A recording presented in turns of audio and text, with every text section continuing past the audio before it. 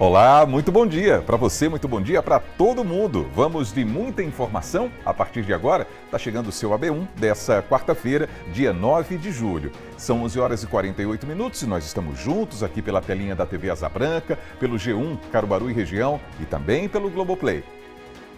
Então vamos ver como é que está o clima aqui em Caruaru nesse instante. Segundo a previsão do tempo, essa quarta-feira deve ser de sol entre nuvens. Essas imagens são ao vivo, mas também pode variar para momentos de céu nublado e chuvas rápidas e isoladas. E à noite o tempo deve ficar firme. Na sua tela tem aí a temperatura desse momento, 23 graus. E a mínima deve ficar ali na casa dos 19, pessoal.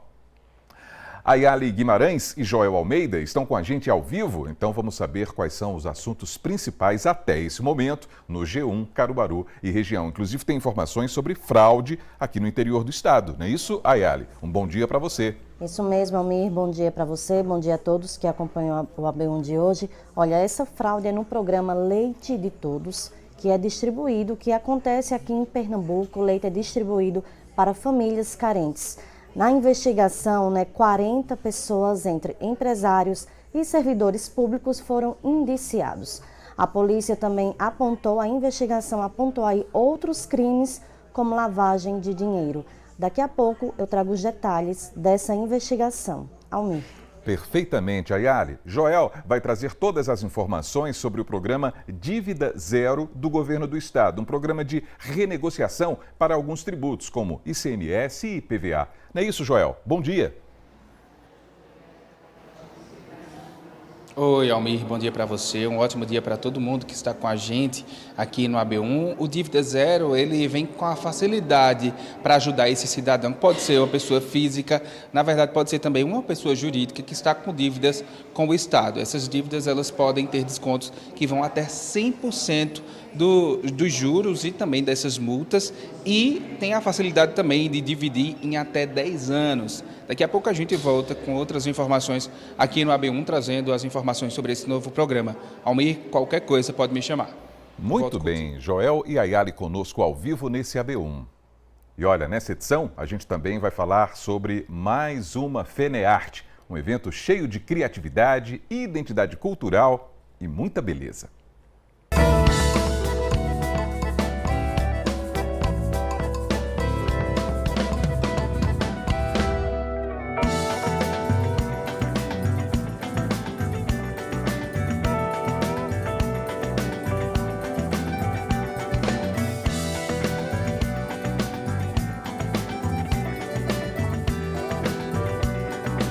Sou filho do Aldo do Moura. Sinto feliz de estar aqui representando nossa cultura, nossa arte e principalmente a FENEARTE.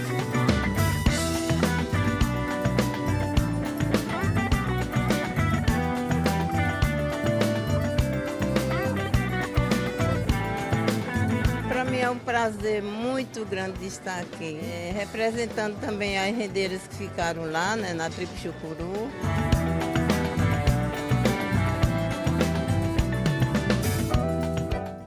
Olha aí, Gessé Ascioli está com a gente ao vivo também, porque hoje é dia de AB Emprego para a gente saber quais são as oportunidades que estão disponíveis aqui na cidade e na região inteira e para falar também sobre os direitos do trabalhador quando o assunto é o assédio no ambiente profissional. Bom dia para você, Gessé. Oi, Almir, bom dia para você, bom dia para quem está nos assistindo. Pois é, a gente está num ambiente que o trabalhador adora, principalmente aquele que está buscando, a sua vaga no mercado de trabalho. E a gente vai trazer daqui a pouquinho as vagas aqui de Caruaru, de Santa Cruz do Capibaribe, de Garanhuns, de várias outras cidades aqui na nossa região. E já reforço, tem muitas vagas disponíveis, a gente vai trazer esses detalhes daqui a pouquinho e falar também sobre o assédio no trabalho, no ambiente de trabalho, que não deve acontecer e quando acontecer, como você identificar, como você agir como trabalhador. Então a gente vai trazer todos esses detalhes, tanto as vagas quanto esse direito trabalhista, que é um direito aí do trabalhador. A gente vai trazer também detalhes sobre essa situação. Tudo isso daqui a pouquinho no AB1. Combinado, Gessé. Até já! Agora a gente vai para o intervalo e daqui a pouquinho a gente vai mostrar imagens impressionantes, pessoal, porque um caminhão tombou na BR-101. Tá vendo aí o caminhão? E a população saqueou a mercadoria, não sobrou nada. Todos os detalhes a gente traz daqui a pouquinho nessa edição que está só começando, 11 horas e 52 minutos agora.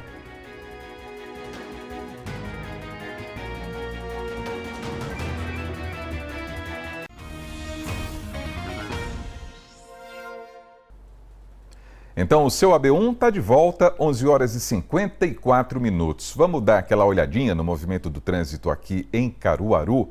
Vamos ver imagens do centro da cidade, imagens ao vivo da câmera que fica na Avenida Rio Branco. Ela está voltada ali para os veículos que passam pela rua Armando da Fonte. Alguns seguem direto, outros fazem aí uma conversão à direita para ir justamente para a Avenida Rio Branco. Lá do outro lado, a gente percebe a movimentação também, sempre intensa, não é? Vai chegando aí a hora do almoço, o centro da cidade fica bastante movimentado pelos veículos e pelas pessoas, os pedestres que vão cruzando as ruas, como a gente está vendo ali no detalhe, bem na esquina do Grande Hotel.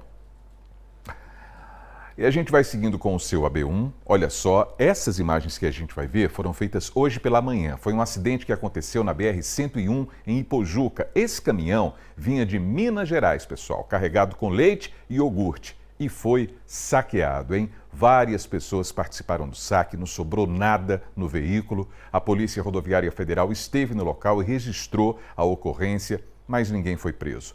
O acidente foi ontem por volta das 11 da noite. De acordo com a PRF, o motorista perdeu o controle do caminhão e tombou junto à mureta central. A área foi sinalizada e o trânsito estava lento pela manhã no sentido Recife. O motorista não se feriu, ele fez o teste do bafômetro, o resultado foi normal.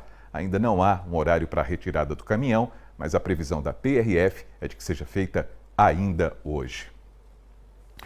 Agora 11h56, hora de conferir os destaques do G1 e tem denúncia grave envolvendo o programa Leite de Todos aqui em Pernambuco. A Ayali Guimarães está chegando ao vivo e vai contar tudo pra gente. Ayali, uma boa tarde para você.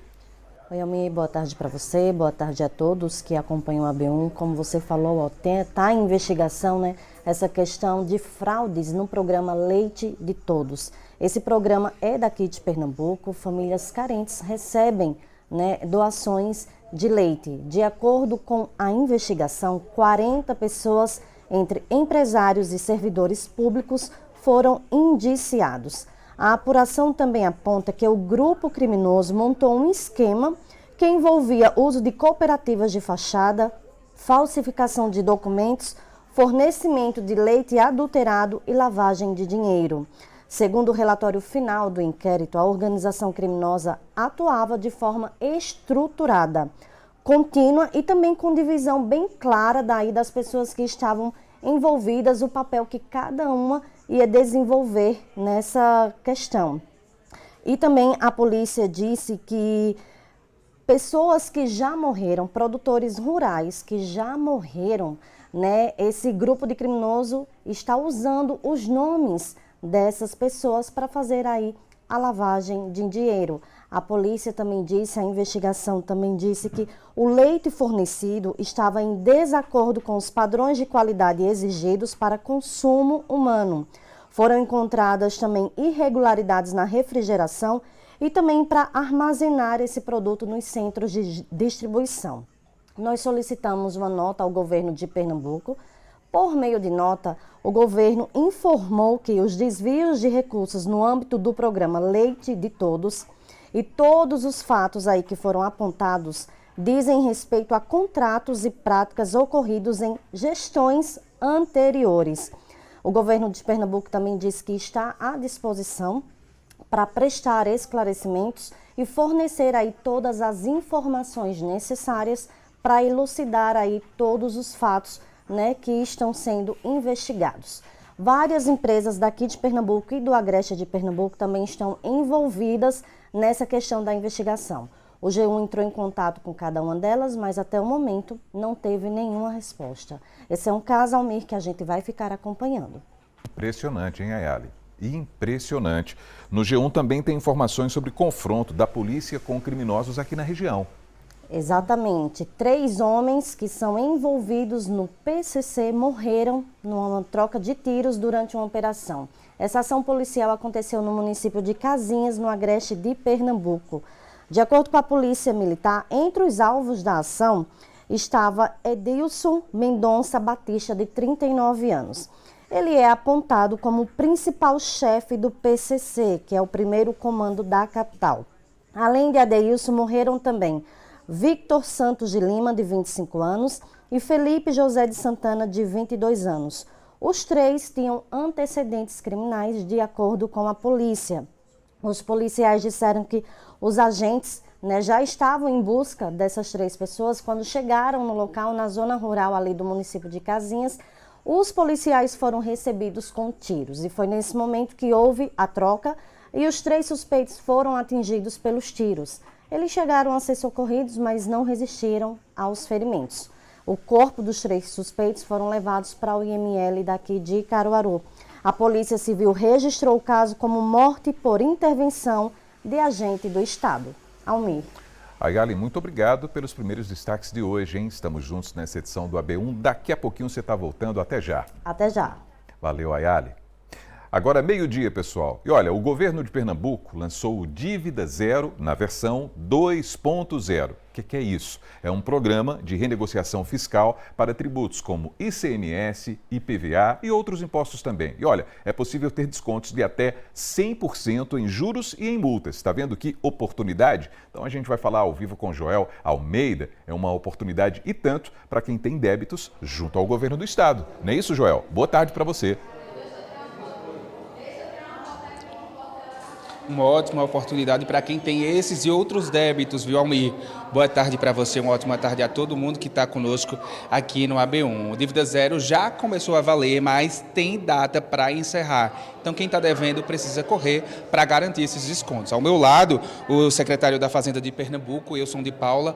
Boa tarde, secretário.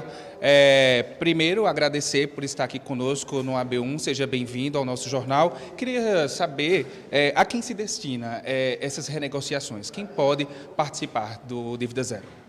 Boa tarde a todos. Eu que agradeço a oportunidade de estar falando aqui com vocês, falando com todos. Bom, o nosso Dívida Zero 2.0 tem uma amplitude bastante alargada com relação ao de 2023 e alcançará pessoas físicas e pessoas jurídicas, sejam elas devedoras ou irregulares com ICMS, com IPVA, com ICD e também, agora também como uma novidade, a taxa de combate a incêndios do estado de Pernambuco. Como é que essas pessoas elas podem proceder para renegociar essas dívidas? Bom, nós estaremos com toda a Secretaria de Fazenda pronta para esse atendimento, nos preparamos bem para fazer esse atendimento aos pernambucanos e aos contribuintes que desejam migrar para a regularidade e dessa forma nós disponibilizamos no nosso portal www.cefaz.pe.gov.br todo o instrumental, toda a orientação para que o contribuinte possa, inclusive, fazer uma simulação de quais as dívidas, de como e em quantas parcelas ele pode fazer o pagamento. Essas parcelas elas podem ser divididas, tem um prazo máximo, né? Mas muitos anos. Qual é esse prazo? Isso também é uma novidade desse novo programa. Nós estendemos a possibilidade de pagamento até em 120 parcelas. E ainda o desconto, podendo chegar até 100% do valor do débito. Essas renegociações já começaram, mas tem um prazo para encerrar, né? Então, é importante que as pessoas que estão nos assistindo, que têm essas dívidas, ficarem atentas a esse prazo. Qual é?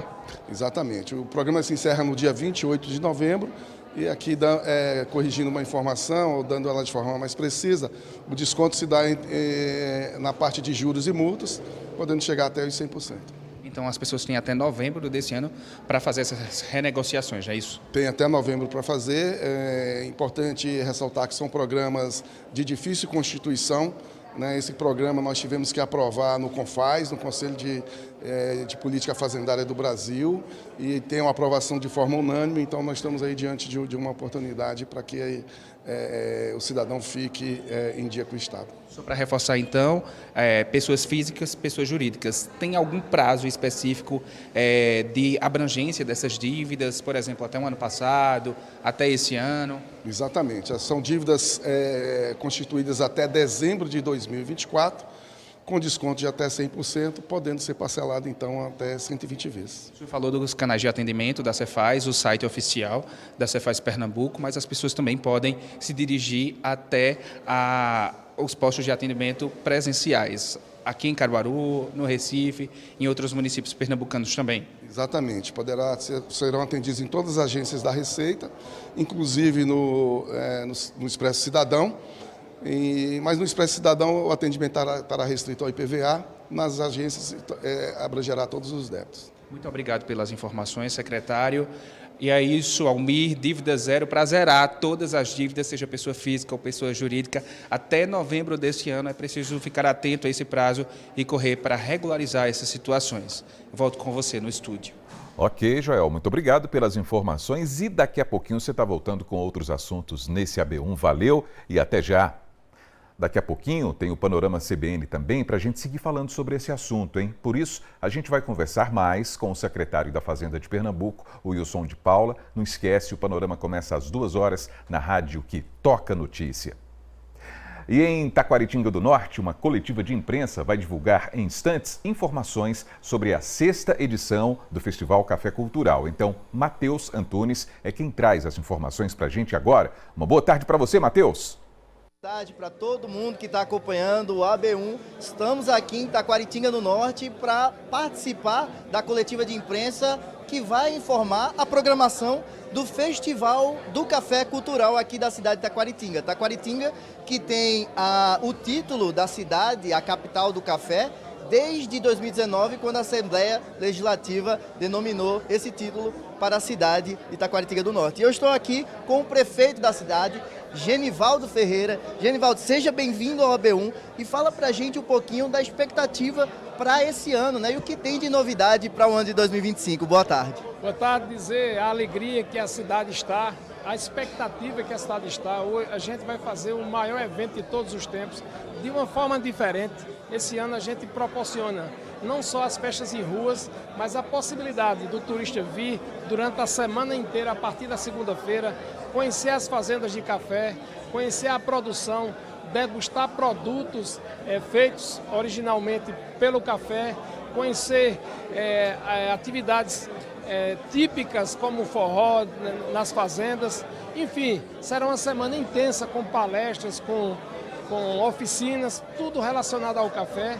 E a gente espera um grande número de turistas aqui em Taquaritinga do Norte. A rede hoteleira já está totalmente lotada, a expectativa do comércio muito forte. E esse ano a gente fez de uma forma diferente.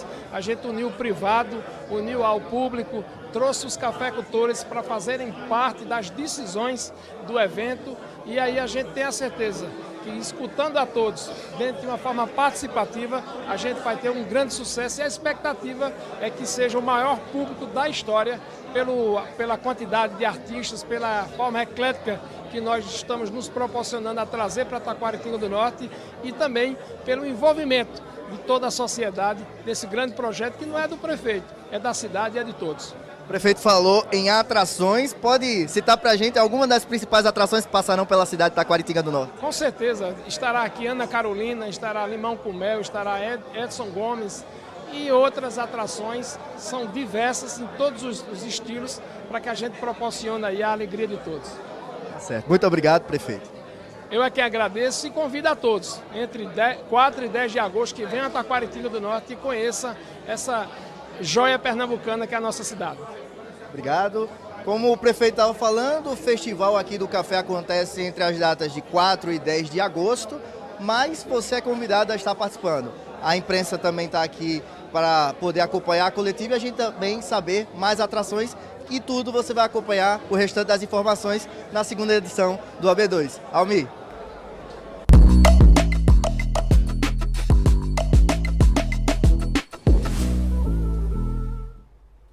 Muito bem, e quarta-feira também é dia de falar sobre o seu direito. Esse espaço é importante demais para a gente trazer soluções rápidas para as dificuldades que os consumidores enfrentam no dia a dia. Então quem está chegando ao vivo é Gessé Acioli. E a bronca de hoje tem a ver com aquelas cobranças que chegam de coisas que a gente não deve. Não é assim, Gessé? Boa tarde para você. É isso mesmo, Almir. Boa tarde para você, boa tarde para quem está nos assistindo. Já sabe aquele incômodo, né? A gente recebe uma ligação, uma mensagem de texto que chegou ali informando que você fez uma compra, está devendo aquele valor ou chegou aquela cobrança indevida de algo que você não comprou, não contratou de serviço. Esse é o caso do Agnaldo Guimarães, ele que é aposentado, a gente vai conferir agora. O caso é o seguinte, eu recebi uma ligação dizendo que eu estava devendo, na realidade eu não devo nada, tá? Liguei para lá, não estou devendo nada. Nada de nada. O senhor sabe a quem recorrer nessas situações? Não, infelizmente não. Eu desliguei o telefone. Fica atento, né? E ficar atento, porque estão passando muito jogo aí, o está tudo perigoso, né? A gente não sabe quem é quem. E cobrança indevida, né? Tem muita. Já disseram que eu tinha, é verdade, disseram que eu tinha débito de 3 mil e pouco, e eu fiquei doidinha perto de quê? Aí procurei saber, eu liguei para a financeira, para o negócio do cartão. Não, sabe não, você não deve nada não, digo, vai. Aí vai o bicho, vai dar os dados a ele, aí. Não é isso? Pois é, essa situação do seu Agnaldo Câmara é de muitos, né, consumidores. Eu estou aqui com a advogada Bruna Braga, que vai conversar conosco agora sobre essas situações. Bruna, fala pra gente, como é que a gente deve recorrer, né, em situações como essa? Porque eu não devo e chega essa cobrança, né? Chega muitas vezes ali a aprovação de uma compra que eu não fiz, um cartão de crédito que nem existe. Boa tarde. Boa tarde a todos. Então, infelizmente, as cobranças indevidas, elas vêm numa crescente muito grande. E o que é uma cobrança indevida? A cobrança indevida é aquela cobrança que ou eu já paguei e o banco, a instituição financeira, o cartão de crédito, o plano de saúde continua insistindo na cobrança, ou é aquele débito que nunca existiu, que eu nunca fiz. Então, o que é que pode ser feito nessas situações, né? A primeira coisa, você abrir um protocolo, você entrar diretamente em contato com a instituição que está fazendo a cobrança indevida, né? Anotar o número do protocolo, se precaver de tudo. E aí, em seguida, se não for solucionada a questão, as cobranças continuarem, né, que pode chegar ao ponto de se tornar uma cobrança abusiva, você pode procurar o PROCON. Né, existe uma plataforma digital hoje, que é o Reclame Aqui, o consumidor.gov, que podem ser utilizados também. Você pode abrir chamados e essas plataformas vão entrar diretamente em contato com a empresa, com a instituição que está fazendo a cobrança. E se nada disso conseguir solucionar, aí sim, o consumidor pode ingressar na via judicial para tentar comprovar que realmente não deve e até ser indenizado. Muitas vezes em casos como esse, por exemplo, chega ali no meu endereço, por exemplo, de e-mail, próprio telefone, um acionamento de uma compra que eu não fiz, uma aprovação de uma compra que eu não fiz, de um cartão que nem existe. Nesses casos é preciso ficar atento também, porque pode ser golpe. Exatamente, né? Mais do que nunca a gente tem que ter muito cuidado, porque assim, a quantidade de golpes, né, das mais variadas formas, né, vem se multiplicando. E aí qualquer link que você desconheça, principalmente se você não tem um vínculo com essa instituição, com essa empresa, você nunca clicar. E caso você venha cair em algum golpe, né, você imediatamente fazer o boletim de ocorrência, entrar em contato com a instituição financeira que você fez, né, a transferência e a sua própria, para você pedir um mecanismo, né, especializado de devolução do valor, que é o MED, que é diretamente com o seu gerente você consegue, e aí tomar todas as precauções e, se não conseguir, também ingressar na via judicial. Mas o que é mais ficar atento é em relação a essas mensagens via WhatsApp, via e-mail de pessoas desconhecidas e cobranças que você nunca teve uma relação de consumo com a empresa, você nunca clicar e nunca fazer um Pix, um pagamento para uma empresa ou para alguém que você desconhece.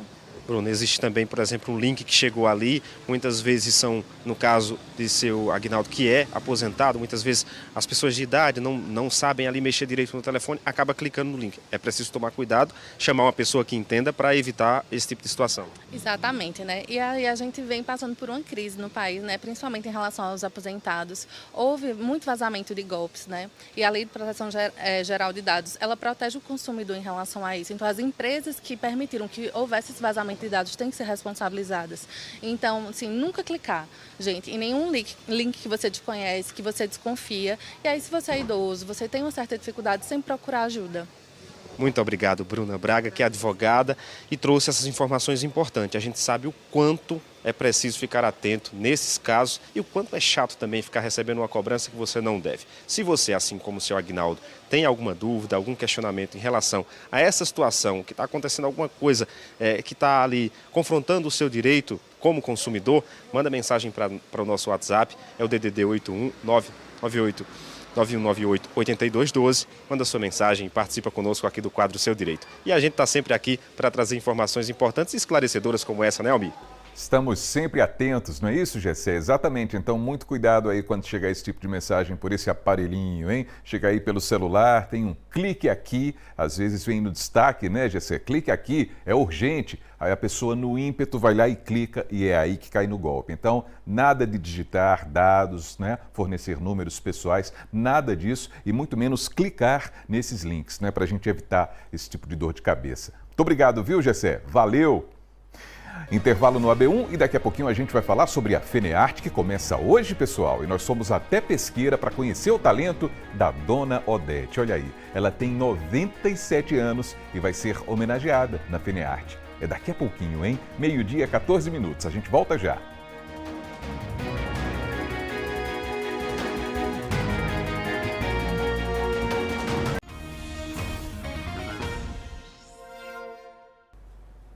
Então estamos de volta com o seu AB1, agora 12h, 17 minutos, hein? A gente vai dar mais uma olhadinha no movimento do trânsito aqui em Caruaru. Vamos fazer o seguinte, a gente olha já o trânsito na cidade, porque a FENEARTE está começando hoje. E esse é um momento muito esperado por quem trabalha com artes manuais e por quem ama o artesanato. São mais de 5.000 expositores lá no Centro de Convenções em Olinda. Tem representantes de todas as regiões do estado e também do Brasil e do exterior. Os portões abrem daqui a pouquinho às 2h e quem está chegando ao vivo com a gente é a repórter Daniele Fonseca, que vai adiantar um pouquinho do que o público vai conferir nesses 12 dias de feira. Daniele, boa tarde para você. Seja bem-vinda ao AB1, Dani. Ô, Almir, muito boa tarde para você, para Caruaru e região, para todos que estão nos acompanhando. Muito obrigada, está sendo um prazer fazer essa entrada ao vivo aí com vocês, tá? Estou ao vivo aqui na FENEARTE, a abertura oficial é às 2h da tarde. Estou aqui na Alameda dos Mestres, que é, digamos assim, a entrada principal da FENEARTE, né? O cartão de visitas. São mais de 60 mestres expondo seus trabalhos aqui. Aí a gente tem arte na madeira, no barro, pintura, na casca da bananeira, na palha do milho, tem de tudo que a gente possa imaginar aqui na Alameda dos Mestres. E eu vou agora para o stand aqui de uma pessoa que é bem conhecida aí por Caruaru e região, Marliete, que é filha de Zé Caboclo. Estamos aqui no stand da família Zé Caboclo, lá de Caruaru. Conversei com ela agora há pouco e ela me disse que são 25 edições, quer dizer, fundadores da FENEARTE, não é? Boa tarde. Boa tarde. Desde o primeiro ano que eu vivo participando com meus irmãos, trabalho da família toda e sempre é um sucesso, né? A gente vê muito no trabalho de vocês elementos que retratam a nossa cultura, né? Cada peça dessa traz uma história, traz uma tradição. A gente vê também ali, deixa eu vir para o lado de cá, por favor. Arte sacra também sempre presente no trabalho de vocês. O que chama mais a atenção do visitante, da pessoa que vem aqui até o seu estande? O que chama mais a atenção é o que a gente faz, que representa o dia a dia, né? O cotidiano, o religioso, o folclore também. Coisas que marcam muito, assim, as cenas da nossa região, da nossa história, né? O que mais que a gente se interessa a fazer. Todos os anos a gente está sempre trazendo encomendas de alguns clientes e muitas novidades. Está sempre sendo um sucesso todo ano. Faz ideia de quantas peças trouxe? A gente vê assim, das mais miudinhas. Vou colocar um aqui na minha mão, né? Para dar essa dimensão do trabalho, do tamanho, até as mais grandiosas, né? Peças maiores. Faz ideia de quantas vieram? Eu acho que tem mais de 3.000 peças, né? Porque eu trouxe trabalho da família toda. São 7 irmãos, 10 sobrinhos, juntando tudo dá mais de 20 pessoas. Eu trouxe trabalho, eu e meu irmão Antônio Rodrigues, trouxemos trabalho da família toda, porque todo mundo fica sempre esperando esse momento do ano, que é o melhor momento para a gente. É essa participação da FENEARTE. Está sendo assim um sucesso para todos nós. O que representa para a senhora estar na Alameda dos Mestres? Olha, é de grande importância, né? A gente ser reconhecido, estar num espaço desse, muito especial, muito maravilhoso. Só temos que, só gratidão, né? Porque Além da gente vender bem, a gente encontra os nossos clientes, os colecionadores, os lojistas, como também a gente está sempre conquistando novos clientes. Tem peça de vocês que já foi para onde, hein? Qual o país mais distante?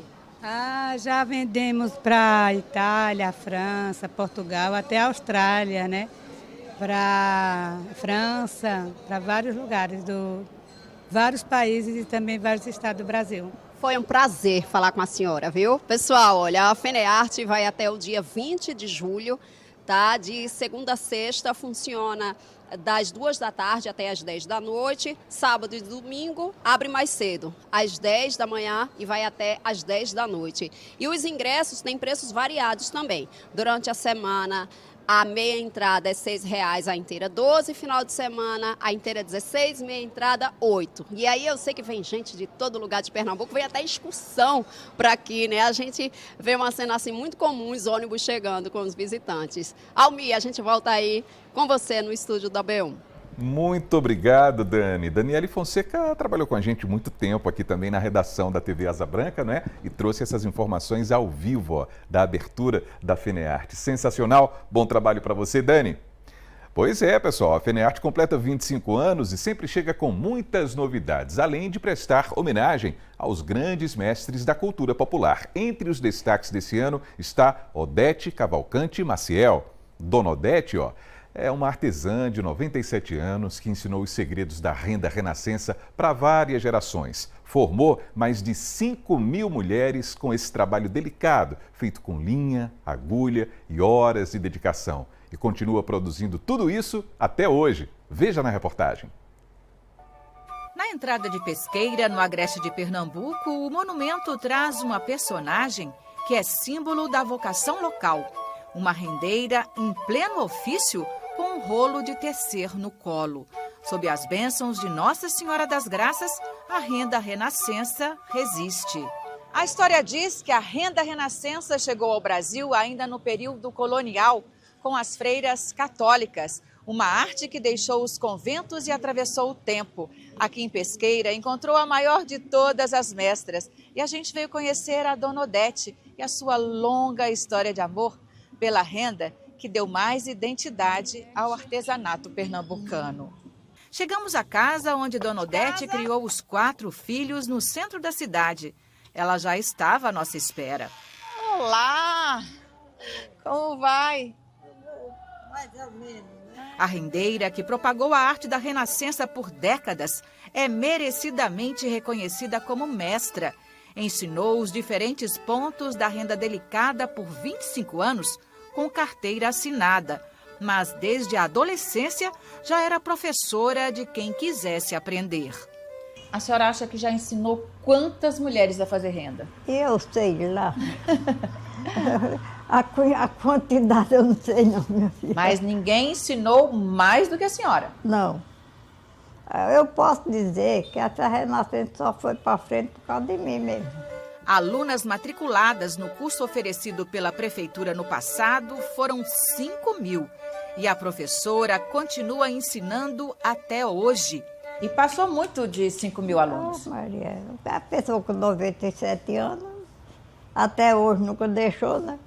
E aí uma aluna ensinava a outra e assim foi multiplicando. Porque se ensinava numa casa, aquela pessoa sabia já, ensinava a outras, né? E aí era muita encomenda, muita renda. E pensar que a renda entrou na vida de Dona Odete quando ela tinha 12 anos de idade. Era a aluna mais nova de um grupo de 8 meninas da primeira turma de aprendizes da arte delicada e trabalhosa da Renascença. Com uma lucidez e habilidade impressionantes aos seus 97 anos de vida, a mestra Odete só recorre aos óculos de grau na hora de tecer. E o canto preferido é na janela, aproveitando a claridade do dia. Quando o sol se põe, ela volta para a poltrona na sala e fica até tarde da noite. Até 10 horas, 11 da noite eu estou aqui, a televisão ligada ali. Eu sei que ela está ligada, está passando as coisas. Eu não sei nem o que é que passa ali. A senhora fica horas? E tem a minha renda. Com a renda ajudou a criar a família e fez com que incontáveis mulheres da Redondeza também pudessem ganhar o sustento com as linhas, agulhas e a almofada, que é chamada de rolo. Agora em Recá não requei não, viu? Mas trabalhou muito. Mas trabalhei muito. E trabalho, né? Que ainda hoje faço. Conhece um a um mais de 100 pontos da renda. 2 amarrados, 2 de um dentro, abacaxi. E é responsável por levar novas cores à renda. Trabalhava só com branco. Aí eu comecei fazendo colorido. Agora só quem mais faz colorido sou eu mesmo. Ela lamenta que a tradição não é tão forte como antigamente. Mas não está mais como já foi, não. Antigamente tinha mais valor. Tem que incentivar mais? É, tá caindo, né? Mais uma vez, Dona Odete será celebrada na Alameda dos Mestres, na FENEARTE. Uma mestra e seu legado precioso, construído, como ela gosta de dizer, puxando linha, dia após dia, por mais de 80 anos. Eu fico feliz, né? Tem muita gente hoje, dependeu de mim, né? E a senhora vai continuar fazendo Renascença? Enquanto eu puder fazer, e a vista é uma distração.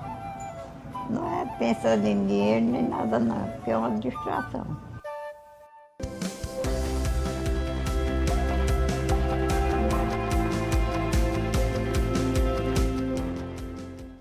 Muito bem, hora do AB Emprego, pessoal, 12h27. É aquele momento bem bacana que o AB1 reserva para ajudar a quem está em busca de uma oportunidade no mercado de trabalho. Então, quem está voltando ao vivo é Gessé Acioli. Muitas vagas aqui na cidade e na nossa região. Gessé, conte tudo.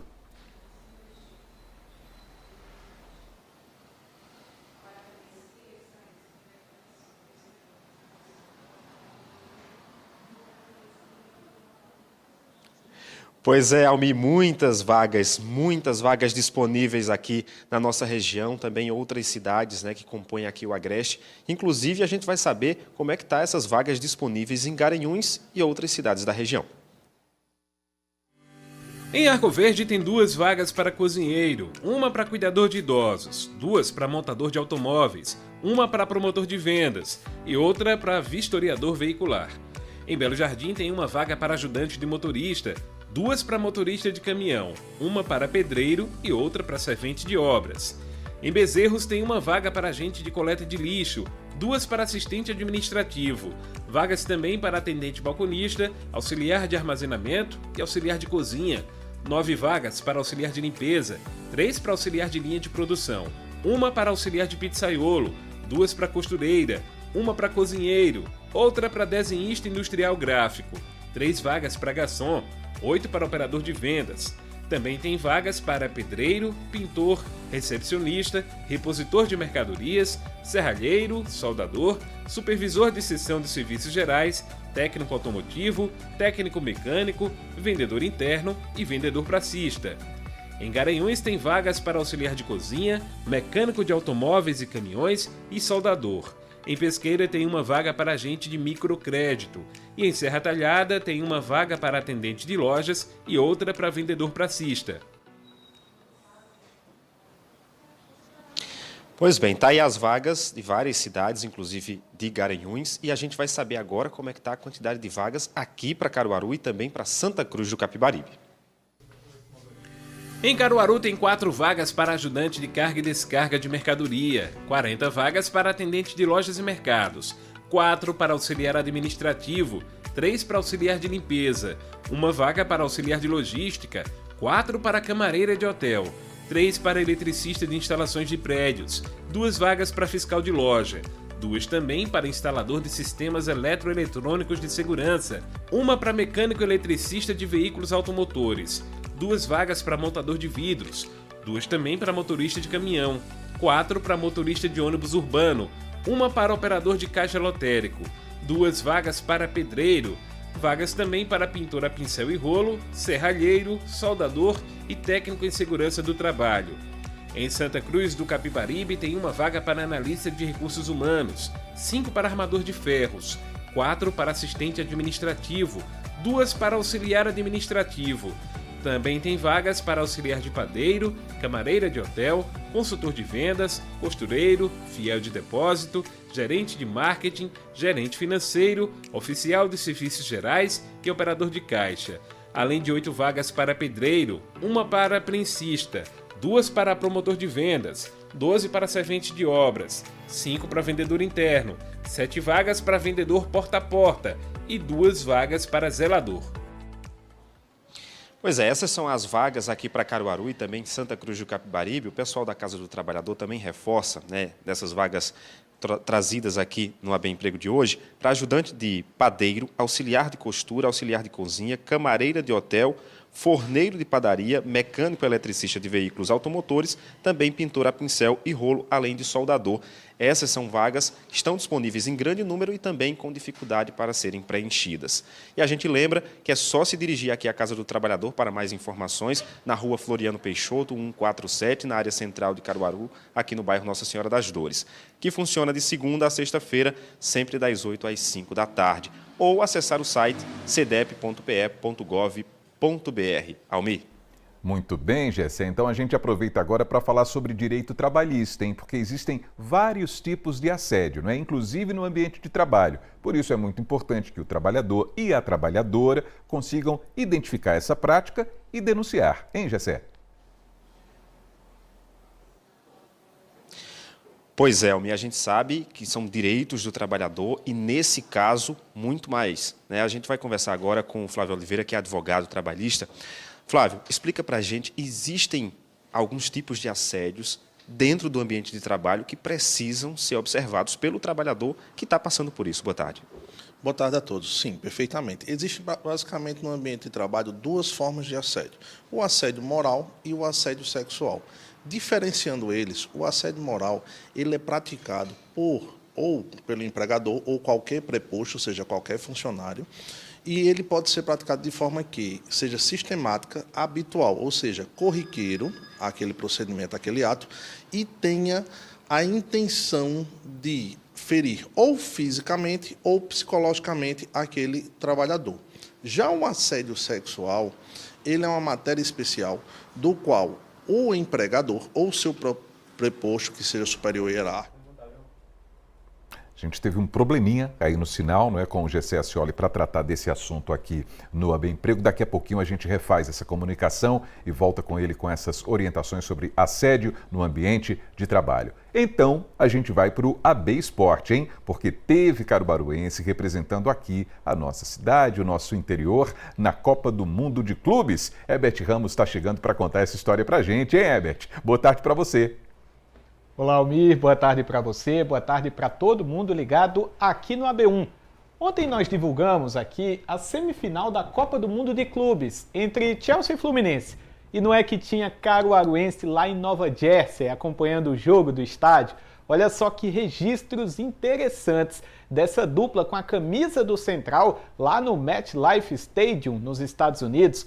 Essas são imagens da Laurita Leal e a sobrinha dela, Letícia Leal. Elas acompanharam uma partida gigantesca com a camisa da Patativa do Agreste. Olha só que bacana, representando o interior de Pernambuco, representando o futebol caruaruense no meio ali de uma disputa gigantesca da Copa do Mundo de Clubes. E a Laurita, Almir, que aparece nas imagens com a camisa do Central ao lado da Letícia, elas enviaram um vídeo para a gente contando um pouco mais sobre essa experiência vestindo a camisa do Central em um jogo tão importante. Vamos conferir.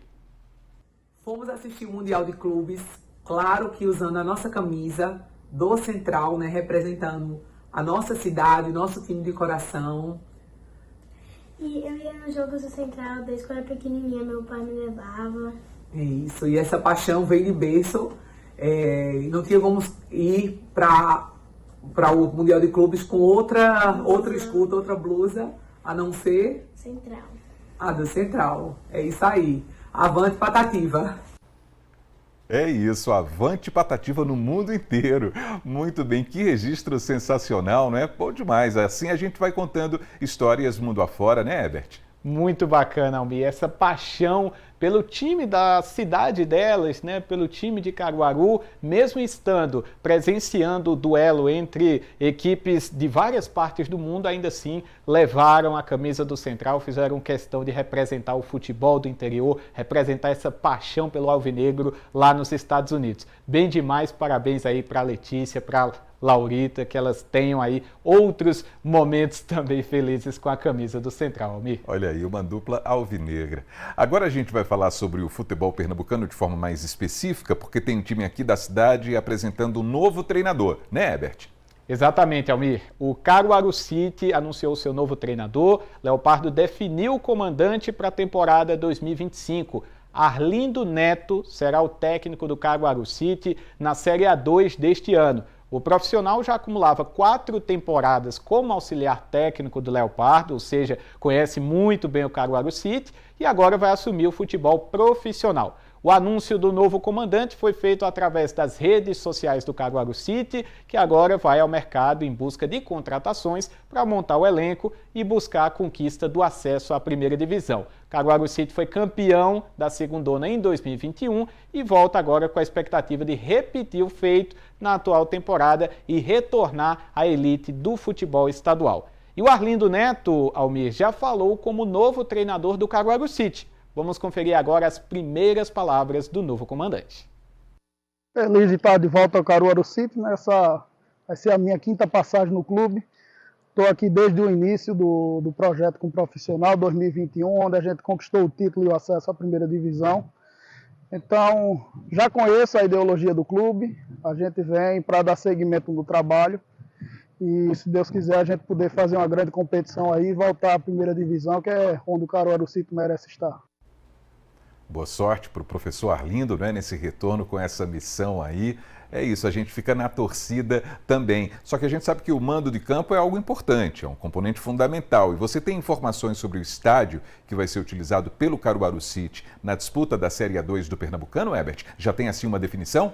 Tem sim, Almir. O estádio Antônio Inácio, popularmente conhecido aqui em Caruaru como Campo do Veracruz, terá autorização para receber público desde o começo da Segundona. Olha só que bacana.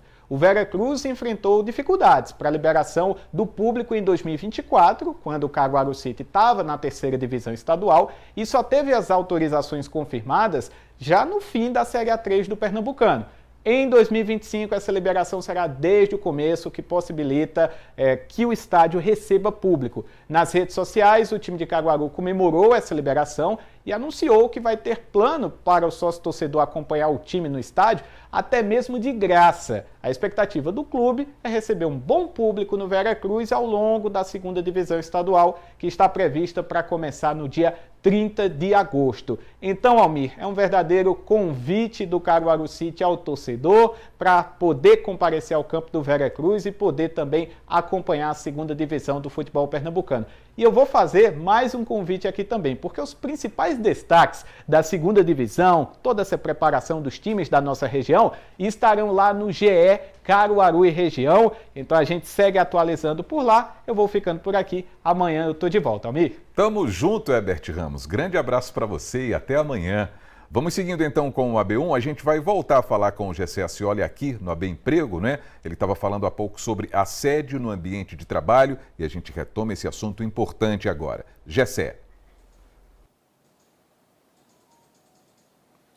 Pois é, Almir, a gente volta, né, a conversar aqui com o Flávio Oliveira, que é advogado trabalhista.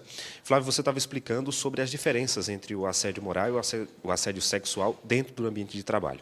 Perfeitamente. Retomando, o assédio sexual, diferente do assédio moral, ele geralmente é aplicado por um superior hierárquico, ou seja, um coordenador, um gerente, e ele tem a intenção de aferir alguma vantagem sexual com o empregado, que pode ser, evidentemente, tanto homem como mulher. A principal diferença dos dois é com relação ao agente e com relação, de fato, qual é a intenção clara entre uma situação e outra. Nesses casos específicos, como deve agir a pessoa que está sendo, né, atacada diretamente ao seu direito trabalhista nesse sentido? O que deve observar o empregado, primeiro, é que tem que demonstrar claramente, com provas, que está sendo vítima de tanto uma situação como outra. Então, a gente orienta que ele eventualmente grave as situações, que ele guarde os e-mails, guarde as comunicações e os contatos de WhatsApp que, eventualmente, o agente causador está praticando. Se for uma empresa de grande porte e não for um empregador, recomenda-se que primeiro entre em contato com a empresa para que ela possa ter a oportunidade de corrigir os atos praticados por outro empregado. Entretanto, se não obter um êxito com relação a isso, o empregado deve procurar um advogado que seja de sua confiança ou o sindicato da categoria, a fim de ver resolvida a situação. Uma vez não resolvida a situação, ele pode tranquilamente procurar o Poder Judiciário para requerer seus direitos, como também pode requerer a rescisão indireta do contrato de trabalho. Flávio, muito obrigado pelas explicações. A gente sabe da importância de entender o nosso direito enquanto trabalhador e buscar, né, os nossos direitos sempre que houver qualquer ataque a esse nosso direito. É isso mesmo, Almir. A gente tem esse quadro aqui sempre trazendo especialistas para explicar, de fato, como proceder em situações como essa. Muito bem, Gessé. Muito obrigado pelas informações. Bom trabalho para você.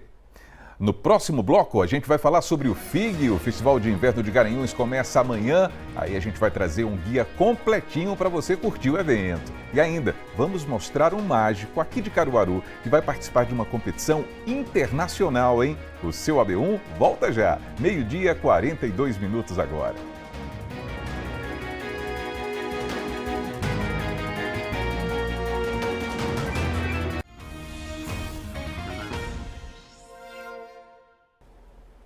Então, AB1 de volta para você, 12h, 44 minutos. Agora vamos seguir ao vivo para o Luiz Gonzaga aqui em Caruaru, porque a gente recebeu uma reclamação pelo nosso WhatsApp, o 991988212. E por lá tem morador sofrendo com esgoto estourado, hein? Então, Joel Almeida foi até o local para acompanhar essa situação. Joel, mostre para a gente o que é que está acontecendo por aí.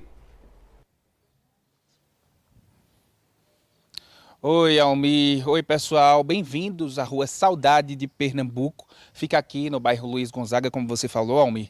E essa rua fica bem pertinho, ó, do Parque das Baraunas, que fica aqui atrás. O Matheus Guerra está mostrando para vocês nas imagens. Parque das Baraunas, ou como é muito conhecido, o Parque do Luiz Gonzaga. Parque ecológico muito legal, uma estrutura de lazer muito bacana, mas essa aqui é a situação dos moradores. Os moradores reclamam, inclusive, da falta de calçamento e de saneamento básico, que dá para ver nas imagens. Guardem essa imagem aqui, ó. Isso é uma fossa que os moradores construíram, né? Guarda essa informação aí. E aí os moradores aqui se juntaram, entraram em contato com a nossa redação, nesse canal que a gente tem aqui na TV Asa Branca, para reclamar desses dois problemas aqui da Rua da Saudade de Pernambuco. A falta de calçamento e também esse esgoto que segue, ó, pior agora na época de inverno. Dona Maria José, chegue cá, por favor, vem aqui. Dona Maria José e a Val, que também é outra moradora, eu vou até convidar a Val para vir para cá também, para a gente conversar um pouquinho sobre essa situação. Vocês entraram em contato com a gente para reclamar sobre essa situação do esgoto estourado aqui, né?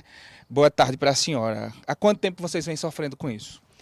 No meu caso, há 13 anos. Há 13 anos. Ela já faz mais tempo, ela faz mais de 20, né, irmã? 27. Pronto, 27 anos que ela mora aqui. E a situação é essa. E assim, tem piorado, né? Porque à medida que vai chegando mais moradores, aí vai tendo mais uso de sanitário, não é? Aí fica pior, porque é uma água que ofende a saúde, né? Então, o saneamento básico é o que a gente precisa aqui. Quando não tem residência, tudo bem, mas agora a gente tem mais de 20 moradores aqui na rua. Então, o esgoto fica exposto, né, a céu aberto, escorrendo. E o que é que a gente vai fazer? A gente vai fazer o quê? Época de chuva ainda piora. Aí não tem condições nem de passar aqui. Criança, tem uma criança aqui, filho dela mesmo, de Val, tem bicicleta, mas não pode brincar, porque ela não pode deixar ele ter contato com essa água. A Val, inclusive, estava... Obrigado pelas informações, Dona Maria. Val, inclusive, estava explicando que deixou de fazer muitas coisas agora no inverno por causa da situação da rua. Inclusive, deixou a saúde de lado, não foi? Deixei a saúde de lado. Deixei de ir para a academia por motivo de não poder sair aqui, nessa rua, né? Eu vou sair aqui nessa rua para chegar ali onde eu pego o ônibus com o tênis todo sujo, cheio de lama de esgoto. A lama estava impossibilitada. Fica no meio do caminho, né? impossibilidade de passar por aqui. Impossibilidade da gente andar a pé aqui. E nas outras ruas, a gente percebe que o bairro tem crescido, tem chegado mais estrutura aqui, mas tem rua calçada, tem esgoto nas outras ruas. Quem foi que fez o esgoto?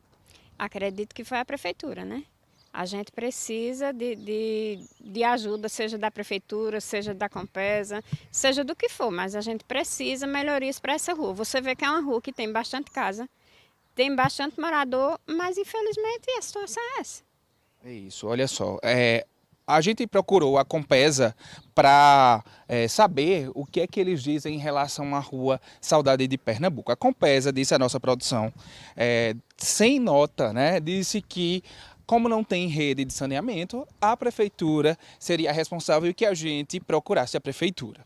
A prefeitura disse o seguinte, mandou uma nota. A Secretaria de Infraestrutura Urbana e Obras, a CIURB, informa que não existe rede de saneamento da Prefeitura de Caruaru na rua Saudade de Pernambuco, no bairro Luiz Gonzaga. Sendo assim, despejar esgoto em via pública é uma solução irregular, pois onde não existe rede de saneamento, cada morador deve possuir sua solução individual, a exemplo da construção de fossas biodigestoras. A CIURB esclarece que nenhum imóvel tem sua construção autorizada sem possuir destinação correta do esgotamento e a expansão das redes de saneamento é de responsabilidade da Compesa.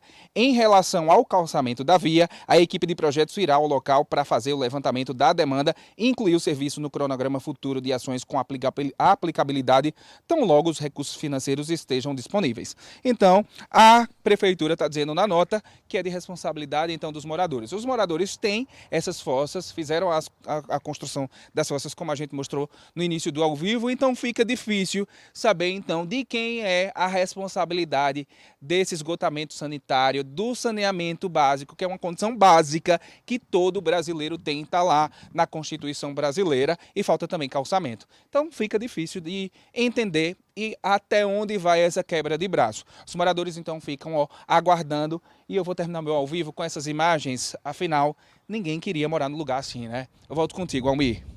Joel, vou te contar uma coisa, hein? Que queda de braços é essa, né? Como é que vai ficar então a situação desses moradores aqui? É claro que a gente vai seguir acompanhando, tem que haver uma solução para esse problema. As pessoas não podem conviver com isso aqui e já convivem há tantos anos. A gente viu, há mais de 10 anos, há mais de 20 anos enfrentando esse problema todo dia. E as crianças? Como é que fica a saúde da criançada, dos idosos também, a saúde de todo mundo? A gente vai seguir acompanhando. Joel, muito obrigado pelas informações, hein? Não dá para continuar desse jeito. Então agora a gente vai conferir outros destaques do G1 Caruaru e região. A Yali Guimarães está de volta e vai falar sobre uma crise na UFPE. O que é que está acontecendo na Universidade Federal de Pernambuco? Hein, Yali? Oi, Almir, boa tarde mais uma vez para você e a todos. Olha, o reitor da UFPE anunciou uma série de cortes de gastos. Ele disse que o motivo é porque o governo federal reduziu a verba que é repassada para essa instituição. De acordo ainda com o reitor, a instituição tem um déficit orçamentário de 23,9 milhões de reais. A medida vai afetar contratos com terceirizados e também editais de pesquisa. O reitor falou sobre o assunto, vamos conferir. Preservamos, todas as bolsas de permanência dos nossos estudantes, preservamos o restaurante universitário, são 2 restaurantes universitários, então são ações importantes que nós vamos permanecer. É inaceitável que uma instituição de Estado, que presta um serviço de alta relevância à sociedade, realizam todas elas, mais de 90% da pesquisa qualificada, forma muita gente em todas as áreas, continue subfinanciadas nos dias atuais.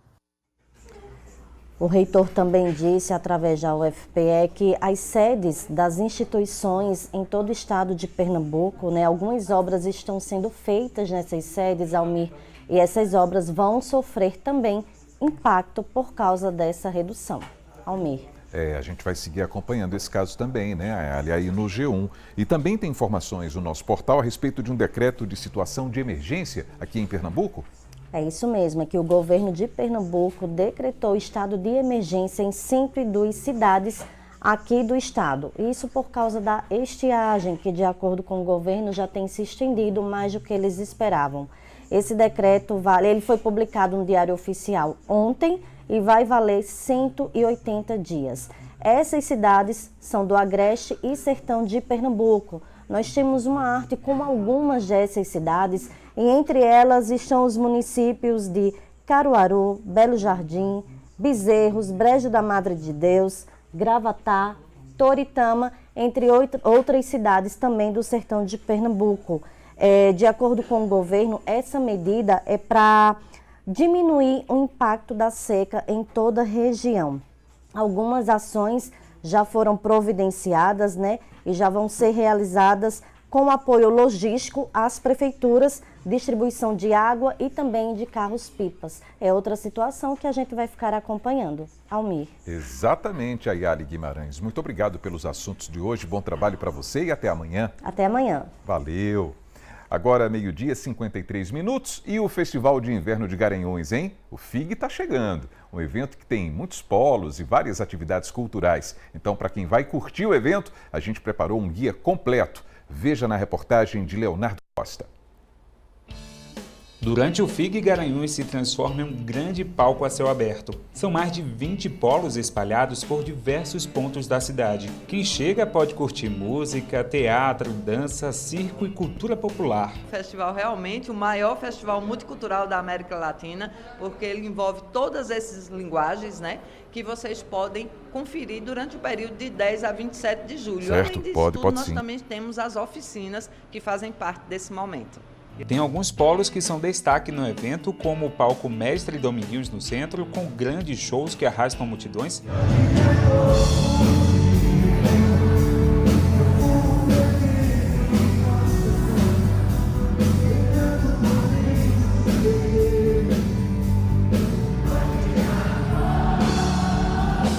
O palco pop e o forrozé da Macuca no Parque Euclides Dourado, a aluna de circo Índia Morena no centro e o palco instrumental Paulo Rafael no Parque Paupombo. O FIG também é vitrine para talentos da terra. Alexandre Revoredo, com 25 anos de carreira, é um dos artistas de Garanhuns que sempre encontra espaço na programação. Ele estava em turnê no Rio e em São Paulo e não vê a hora de subir ao palco principal do evento. Primeiro, minha relação com o FIG, eu cresci, né, dentro desse processo, né, dentro dessa construção, inclusive, né. Acho que eu frequento o festival desde o primeiro, né, quando eu era criança, adolescente, fui educado, inclusive, nesses palcos, né, com teatro, com música, com fotografia, com literatura, até me transformar em artista mesmo, me desenvolver enquanto profissional na área e começar também a participar do evento, não só como artista, mas também como produtor, né, já trabalhei em várias linhas, né, em vários palcos, inclusive, né, trazendo projetos de música, de literatura, de teatro, já fui gestor de espaço cultural. Então, para mim, pessoalmente, o festival foi uma verdadeira escola, né, uma escola de vida que hoje eu tenho a grande alegria de poder estar em seus palcos, né, trazendo o meu trabalho para mostrar a toda essa galera que vem por aqui. A Prefeitura de Garanhuns estima que mais de 2 milhões de pessoas devem circular pela cidade durante o FIG. O Festival de Inverno não é só o maior evento multicultural do estado, mas também um dos mais reconhecidos da América Latina. E a programação ainda conta com oficinas de formação que contemplam diversas áreas artísticas. A AESGA se torna Casa dos Saberes. Esse processo formativo durante o Festival de Inverno é um processo que é muito importante para a gente, já que a gente trabalha para que o FIG não seja somente um vento de passagem na cidade, para que ele venha e possa deixar e gerar frutos, tanto na área cultural quanto em diversas outras áreas. Então, são oficinas gratuitas voltadas para os mais diversos públicos, para que a gente possa atender a maior quantidade possível de pessoas. Então, a gente tem temáticas de sustentabilidade, de acessibilidade, mas a gente tem também as temáticas culturais de poesia, de malabares. Então, a gente tem uma costura que constrói diversas linguagens dentro dessas oficinas para que a gente possa fazer com que o FIG deixe sementes aqui em Garanhuns, em toda a nossa população também. Seja qual for a escolha, o importante é mergulhar na atmosfera do FIG, que há mais de 30 anos transforma o inverno pernambucano em calor humano, arte e celebração.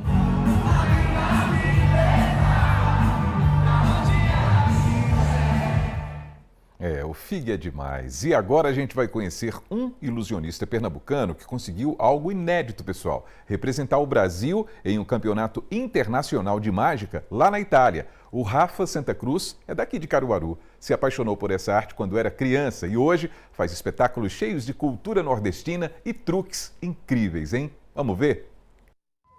O mágico que nasceu em Caruaru, no agreste de Pernambuco, usou o pífano, instrumento musical feito de bambu, para fazer uma mágica. As bolinhas vermelhas iam se multiplicando e surgindo uma atrás da outra de vários lugares. Contar o segredo? Nenhum mágico conta. O segredo, ele é a essência da mágica, né? A mágica ela só é reproduzida porque tem algo ali que não está à vista das pessoas. Então, se a pessoa está vendo o que está acontecendo, perde o encantamento, perde essa mágica que está dentro das pessoas. Durante a gravação da reportagem, em Olinda, Vera e as duas filhas, que são da cidade de Itapeva, interior de São Paulo, acompanharam o trabalho de Rafa Santa Cruz. Cada uma tentou descobrir como tudo acontece. Fiquei observando ele para tentar descobrir qual que é a mágica. No momento eu fico prestando atenção mesmo para ver qual é o truque. E a gente vê que não é truque mesmo, é mágica. Um dos momentos da apresentação deixou Valentina bastante curiosa. Era uma e virou duas, era uma e virou três daí. Com a bola transparente, fez malabarismo de contato, sem deixar em nenhum momento que ela caísse. O efeito dessa mágica específica, ela tem um efeito hipnótico, né? Você está manipulando uma bola, ela parece que às vezes está parada, às vezes parece que está voando. Então ela tem um efeito hipnótico para quem está assistindo, assim. Rafa se encantou por essa arte quando tinha 7 anos de idade. Ainda como brincadeira, teve muito apoio do pai. Toda criança é fascinada por mágica. E aí meu pai, quando eu tinha uns 7 anos de idade, chegou do pátio de eventos lá de São João. Trouxe 2 mágicas de presente para mim, de um mágico lá de Caruaru, chamado Zenaide. Aí no decorrer do tempo eu conheci um outro mágico de rua lá, Max Derra, vendendo mágica nas ruas, que se tornou meu mestre. Aprendi muitas coisas com ele. Depois a gente ia em circos procurar mágico, aí a gente encontrou um outro mágico que estava parando de fazer mágica. E meu pai deu um jeito de comprar os equipamentos dele, trocando uma parte para corte de cabelo, meu pai é cabeleireiro. E ele tinha uma lojinha no salão também, trocava por roupas, sapato, óculos, carteira.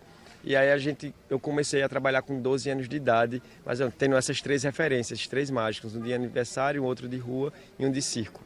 Rafa Santa Cruz é o primeiro mágico nordestino a participar do Campeonato Internacional de Mágica, que é a disputa mais importante entre os mágicos em todo o mundo. E o nosso representante vai levar um espetáculo bem pernambucano. O nome é o Matuto, com elementos da nossa cultura. Vou resgatar lá minhas origens lá de Caruaru, a banda de pífano, o coco, o chachado. Aí eu já morando aqui em Olinda, tem muitas referências do maracatu, do cavalo marinho, do coco também. Então isso tudo mistura, o personagem ele parece que saiu de um folheto de cordel. Para Rafa Santa Cruz, participar de uma disputa assim é um grande desafio e um enorme prestígio. Tenho 25 anos de carreira. Assim como a música, como a dança, o teatro, a mágica também é uma linguagem e ela precisa ser reconhecida e vista como uma linguagem. Que demais, hein? Boa sorte para o Rafa. E amanhã é dia de consultório aqui no AB1 e no AB Saúde. Dessa quinta-feira, nós vamos falar sobre cardiopatia congênita. Dá só uma olhada. O AB Saúde desta semana vai falar sobre um tipo de doença grave que afeta cerca de 30 mil crianças por ano no Brasil, com 90% da incidência ainda na gestação. A condição está entre as malformações que mais matam na infância. A cardiopatia congênita interfere na estrutura e na função do coração. Muitas crianças passam por cirurgia. Tem alguma dúvida sobre o assunto? Manda sua pergunta para o WhatsApp da Asa Branca, que um cardiologista vai te responder. É quinta-feira, no AB Saúde do AB1. Muito bem, e assim termina o seu AB1 dessa quarta-feira, desejando uma ótima tarde para você, hein? E a gente volta a se encontrar amanhã, se Deus quiser. Grande abraço e até lá, pessoal!